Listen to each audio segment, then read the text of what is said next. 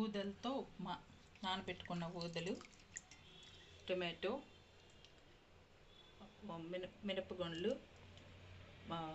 ఇది అల్లము, శనగపప్పు, ఆవాలు, ధనియాల పొడి, జీలకర్ర, పసుపు, ఉప్పు, పచ్చిమిర్చి, జీడిపప్పు, కరివేపాకు, వేరుశనగపప్పు, ఉల్లిపాయలు.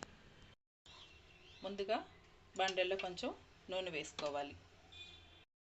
నూనె వేడైన తర్వాత ఉల్లిపాయలు, వేరుశనగపప్పు,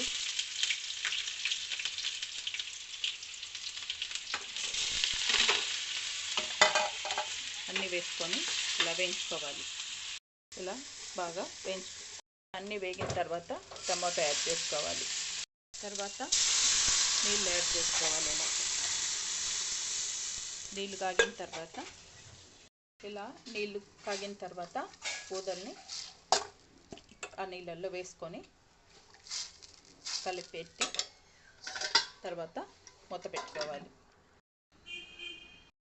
ఇంకా కొంచెం ఉడకాలి.